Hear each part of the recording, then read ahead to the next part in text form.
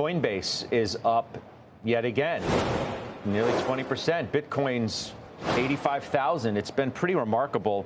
MacKenzie Sigalos is here with us at Post 9. I mean, we know, I think we know or have a sense why, but you have more detail on really why, like what the expectations are that the market is betting is a game changer for crypto investing in general. Yeah, so Scott, so much of this record surge in the crypto market comes down to 4 promises that Trump made to the industry. On day one, he says he'll fire SEC Chair Gary Gensler. That's very likely why you're seeing stocks embroiled in lawsuits with the regulators surging. Coinbase up around 20% today after ending last week 50% higher. Second thing here, the repeal of SAB 121, which is this niche accounting rule from the SEC that actually stands in the way of banks custodying cryptocurrencies like Bitcoin. Trump also wants to launch a national crypto stockpile and take $16 billion worth of Bitcoin that the government already holds and permanently take it out of supply.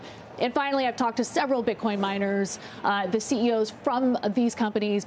They are having closed-door meetings with Trump. They say that he's promising heavy investment in the rapid build-out of energy production and transmission infrastructure across the country. These mining stocks seeing double-digit percentage gains.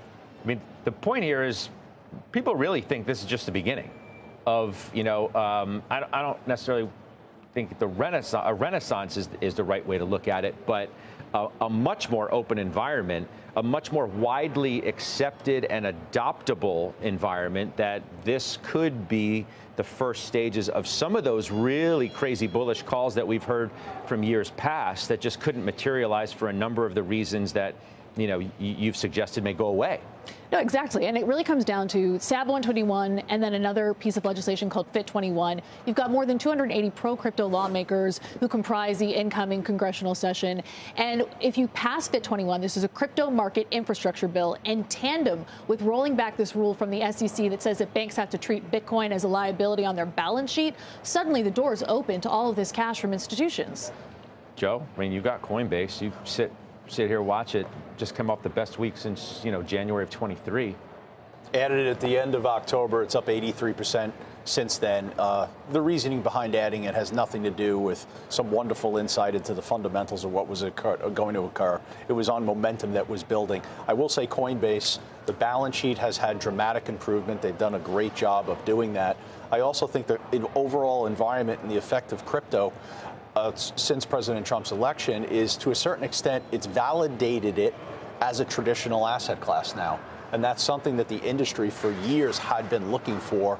Now I think that's what's occurred. I still think there's people out there that's questioning the fundamental usage. They're questioning if it's going to be, you're going to have transactional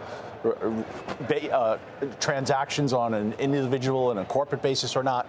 But I think it has validated that as a traditional asset. Yeah, well, class. I mean, the market's certainly betting on that. Look at, there's Coinbase up another 20%. MacKenzie, thank you.